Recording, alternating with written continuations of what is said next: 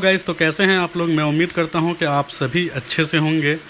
आज का ये जो हमारा वीडियो बन रहा है वो पेडागोजी ऑफ इंग्लिश है, जो S6 है DLED सेकेंड ईयर का। ठीक है, तो आज हम देखेंगे इस वीडियो में। इससे पहले मैं आपसे एक रिक्वेस्ट करता हूं कि अगर आप लोगों ने हमारे चैनल को सब्सक्राइब नहीं किया है तो सब्सक्राइब कर लें, ताकि हमारे आने वाली वीडियो का नोटिफिकेशन सही से सही समय पे आपको मिलती रहे। उसके लिए क्या करना होगा, बगल में जो बेल आइकन होगी उसे भी दबा दें। ठीक है, तो चलिए शुरू करते हैं। पेडागोजी ऑफ इंग्लिश का मतलब क्या होता है। पेडागोजी का मतलब होता है शिक्षण शास्त्र, और इंग्लिश का मतलब होता है अंग्रेज़ी। ठीक है, आप देखेंगे it is a purpose of develop and understanding of the nature of English language and the importance of teaching of English. मतलब इसका सीधे कहने का मतलब ये है कि एक उद्देश्य है, क्या है, एक उद्देश्य है, मकसद है एज अ टीचर आपको अंग्रेजी भाषा समझाने का। किसको? बच्चे को। ठीक है ना, और इसके महत्व के बारे में समझाना है अपने बच्चों को कि अंग्रेजी भाषा से आप मतलब सीख लेते हैं तो आप मतलब क्या बन सकते हैं, इनकी इम्पोर्टेंस को समझाना, वही क्या कहलाता है, पेडागोजी ऑफ इंग्लिश। समझ लीजिए ना कि आप एज अ टीचर पढ़ाने जा रहे हैं इंग्लिश बच्चे को, तो इसका आपका क्या पर्पस होगा कि बच्चे को ऐसा पढ़ाया जाए, ऐसा शिक्षण शास्त्र दिया जाए अंग्रेजी के बारे में, ताकि हमारे बच्चे आसानी पूर्वक उन चीज़ों को समझ जाएं। ठीक है, यही मतलब हो गया। ठीक है, अब देखते हैं how do you develop LSRW skills. L से क्या होता है, लिसनिंग होता है। S से क्या होता है, स्पीकिंग होता है। R से क्या होता है, रीडिंग। W से राइटिंग। तो आप देख लीजिए कि किसी भी बच्चे में सबसे पहले क्या आता है, वो लिसनिंग और स्पीकिंग। बोले तो पहले सुनता है और फिर बोलता है। इन दोनों चीज़ों से क्या करता है वो, मतलब सुन करके बोलना शुरू करता है। ठीक है, तो इसका मतलब कि डेवलप कैसे करेंगे, विकास कैसे करेंगे। ठीक है, इसके कहने का मतलब ये है। तो सबसे पहले क्या होगा, रिच इन्वायरमेंट होगा। उसके बाद मेंटेन आई कांटेक्ट। अगर आप क्लास में अगर बच्चे को पढ़ा रहे हैं तो ऐसा कुछ थोड़ी है कि मतलब कि आपका ध्यान कहीं और होगा। आपका आई से कांटेक्ट क्या होना चाहिए, आई टू आई कांटेक्ट होना चाहिए बच्चे से। ठीक है, तभी तो बच्चे आपके ऊपर फोकस करेंगे और कॉन्शियस होकर के सुनेंगे आपकी बातों को, कंसंट्रेट होंगे आपकी बात सुन करके। ठीक है, इनकरेज कन्वर्जेशन क्या होता है, बातचीत करना। आप मतलब कि उसके अंदर में साहस उत्पन्न करेंगे। ठीक है ना, कि बच्चे आपकी बात को एकदम बेधड़क सुने, विदाउट हेजिटेशन। स्पीक लाउडली, आप ज़ोर ज़ोर से बोलेंगे ताकि पिछली बेंच पे बैठे हुए बच्चे भी आपसे और आपकी आवाज़ को सुन करके आराम से आसानी पूर्वक पढ़ सकें। ठीक है, स्पीक लाउडली हो गया। अब क्या है, प्रोनाउंस क्लियरली। जब आप पढ़ाने के लिए जाएंगे तो आपका जो प्रोनाउंस है, इंग्लिश बोलने का जो मतलब शैली है, वो एकदम क्लियर होना चाहिए। ठीक है, और आस्किंग क्वेश्चन, मतलब कि क्या होता है कि बच्चे आपसे क्वेश्चन पूछे और आप बच्चों से क्वेश्चन पूछें। ठीक है, ये हो गया। और attend to LSRW skills development class. जो स्किल्स डेवलपमेंट क्लास होता है उसको अटेंड करना है। ठीक है, जिसके अंदर में आ गया आपका लिसनिंग, उसके बाद स्पीकिंग, रीडिंग, राइटिंग। ठीक है, इन सारी चीज़ें। All childs start firstly listening then speaking. मैं इससे पहले बोल चुका हूँ कि सबसे पहले जो बच्चे होते हैं वो क्या करते हैं, पहले सुनते हैं और फिर बोलते हैं। ठीक है, फिर दूसरा पॉइंट क्या हो गया, all childs learn from listening speaking. ठीक है, ये हो गया। उसके बाद then they starts reading and writing. उसके बाद क्या होता है, जब चाइल्डहुड जब आता है, जब बच्चा जब 2 साल से ऊपर जब जाता है तो क्या करते हैं वो, सबसे पहले लिखना शुरू करते हैं। ठीक है ना, और उसके बाद पढ़ना शुरू करते हैं। पढ़ना लिखना मतलब ये शुरू करते हैं। अब देखिए, English is a second language and global language. क्या बोलते हैं हम लोग के यहाँ सेकेंड लैंग्वेज क्यों माना जाता है। फर्स्ट लैंग्वेज हम लोग का क्या है, हिंदी है, और हिंदी के बाद हम लोग क्या करते हैं, किसको महत्व देते हैं, वो इंग्लिश को देते हैं, जैसा हम लोग सभी कोई जानते हैं। ठीक है, और ग्लोबल लैंग्वेज क्यों बोला जाता है कि पूरी वर्ल्ड वाइड लैंग्वेज बोला जाता है, पूरी दुनिया में बोला जाता है ये लैंग्वेज।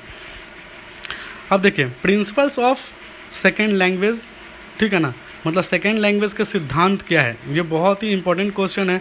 तो second language is usually learn after mother tongue. जो हम लोग का मातृभाषा जो होता है उसके बाद जो है सो हम सेकेंड लैंग्वेज को सीखते हैं। यही सारी चीज़ें हैं। It is not my native language. ये हमारे पड़ोसी का लैंग्वेज नहीं होता है। बच्चे क्या होते हैं, पड़ोसी से सीखते हैं, तो पड़ोसी भी क्या बोलते हैं, हिंदी बोलते हैं। ठीक है, तो वहाँ से भी सीखेंगे नहीं, लेकिन क्या बोलते हैं, it learn by studying grammar, लेकिन अगर बच्चे ग्रामर अगर सीख लें तो वहाँ से सीख सकते हैं इन सारी चीज़ों को, ठीक है। In our education system English known as a second language, हमारे जो एजुकेशन सिस्टम में क्या है कि अंग्रेजी जो जाना जाता है वो कौन से रूप में जाना जाता है, दूसरी भाषा के रूप में जाना जाता है, ठीक है। From observation we can learn language, observation करके भी जो है सो क्या कर सकते हैं, हम अंग्रेजी सीख सकते हैं, ठीक है।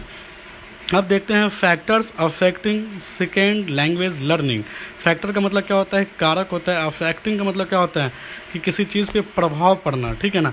तो अंग्रेजी जब सीखेंगे, जब इंग्लिश सीखेंगे तो उसके क्या क्या कारक हो सकते हैं सीखने के, तो डेवलपमेंट होता है, विकास, ठीक है। It concern with development of learning English language, ठीक है ना।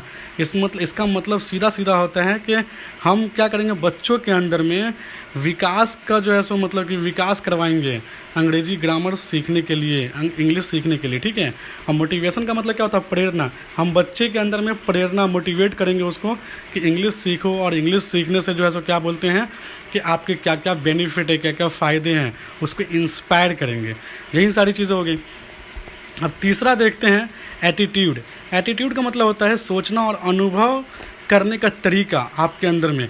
जब तक एटीट्यूड ने, कहते हैं ना कि बंदे के अंदर में जब तक एटीट्यूड नहीं आएगा किसी चीज़ को, वो लर्न नहीं कर सकता, वो सीख नहीं सकता है। If we have attitude then easily we can learn English, ठीक है ना। अगर आपके पास एटीट्यूड है ना, तब आसानी पूर्वक जो है सो क्या कर सकते हैं, अंग्रेजी सीख सकते हैं। फिर चौथा क्या है, एज है।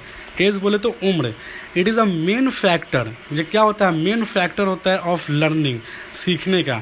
Because how old are you, आपका कितना उम्र है, इट डिपेंड्स ऑफ लर्निंग, ठीक है ना, उसी पे निर्भर करता है आपका सीखना।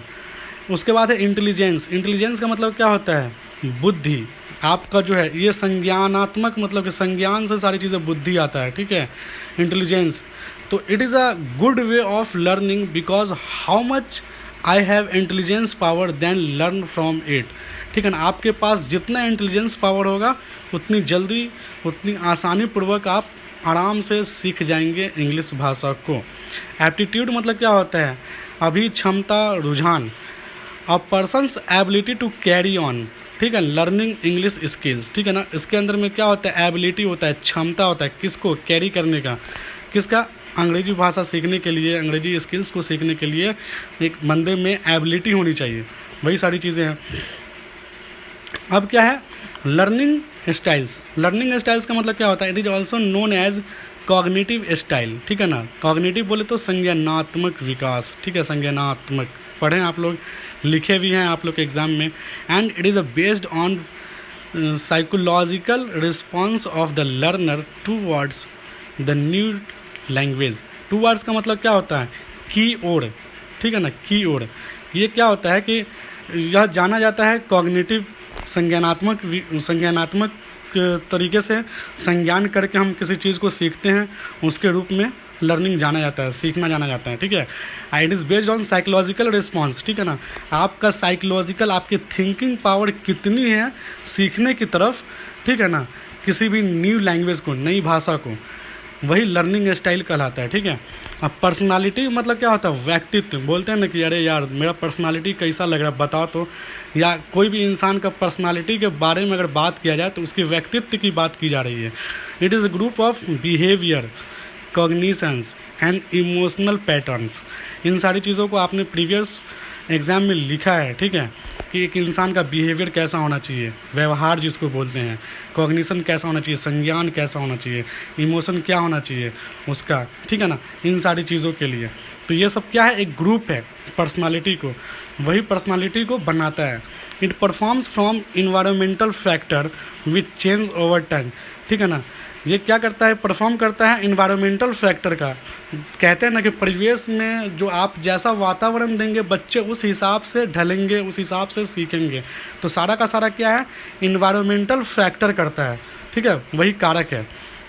हम देखते हैं स्किल्स टीचर फॉर टीचिंग, ठीक है ना। स्किल्स क्या क्या है टीचर्स के पढ़ाने का, ठीक है ना। तो डिसिप्लिन स्किल्स हो सकता है, क्लासरूम मैनेजमेंट स्किल्स होना चाहिए। एक अच्छे टीचर के रूप में आपको क्लासरूम का मैनेजमेंट करना आना चाहिए। टीचिंग स्किल्स होना चाहिए, पढ़ाने अच्छे से पढ़ाने आना चाहिए। टाइम मैनेजमेंट स्किल होना चाहिए, आपको पूरा टाइम मैनेजमेंट करना पड़ेगा, डिले नहीं होना चाहिए, लेट वगैरह नहीं होनी चाहिए, ठीक है। और ऑब्जर्वेशन स्किल होना चाहिए कि किसी चीज़ को देख करके, ऑब्जर्व कर करके आपके सीखने की क्षमता होनी चाहिए। ये चीज़ हो गई। हाउ टू लर्न इंग्लिश, कैसे अंग्रेजी सीख सकते हैं आप, ठीक है ना। उसके लिए क्या होता है, सेट अ गोल। पहले आप गोल को सेट करते हैं, ठीक है ना। एक मतलब जो एम होता है, जो टारगेट होता है, उसको सेट करते हैं। फिर क्या होता है, क्रिएट अ स्टडी शेड्यूल। आप मतलब कि क्रिएट मतलब क्या होता है, बनाना। एक स्टडी शेड्यूल बनाएं, ठीक है। उसके बाद decide to learn. Decide to learn मतलब क्या होता है, सीखने के लिए क्या करें, डिसाइड करें। उसके बाद स्टार्ट स्टडिंग, ठीक है ना। उसके बाद शुरू करें पढ़ाई, ठीक है। Make learning English fun. आप जो है सो अंग्रेजी जब मतलब कि सीख रहे हैं तो उसको एक फ़न के तरह से सीखिए, ठीक है। एक मज़े मस्ती में सीखिए, तब आप सीख सकते हैं ईजिली। आप मतलब कि अगर सीरियस होकर के, सीरियस टाइप होकर अंग्रेजी सीखने की कोशिश करेंगे किसी भी भाषा को, तो आप नहीं सीख सकते हैं। एक फ़न मूड होना चाहिए आपका। Make English part of your daily life, ठीक है ना। आप अपने दैनिक जीवन में जो है अंग्रेजी भाषा को यूज कीजिए, ठीक है ना। यही सारी चीज़ें हैं। तो इन सारी चीज़ों को देख लीजिए अच्छे से, और जो भी एग्ज़ाम में पूछे तो इसी से रिलेटेड आंसर पूछा जाएगा। कॉमन बेस क्वेश्चन आ रहा है, सबको पता है। तो इन्हीं सारी चीज़ों को जो है सो देख लीजिए, और यही सारी चीज़ों को हर क्वेश्चंस के आंसर करने की कोशिश कीजिए, घुसाने की कोशिश कीजिए उसमें। ये जो भी टॉपिक है उस टॉपिक को एडजस्ट करने का कोशिश कीजिए हर क्वेश्चन के अंदर में, ठीक है। फाइनली यही कहूँगा कि if you like this video please like and subscribe this channel. अगर आपको हमारी ये वीडियो अच्छी लगी तो प्लीज़ लाइक एंड सब्सक्राइब कर दीजिएगा। उम्मीद है कि आप अच्छे से एग्ज़ाम देंगे, ठीक है। Finally best of luck for your examination, ठीक है। ओके, अब हमको दीजिए अलविदा, जब तक के लिए बाय बाय। फिर मिलते हैं हम अपनी अगली वीडियो में।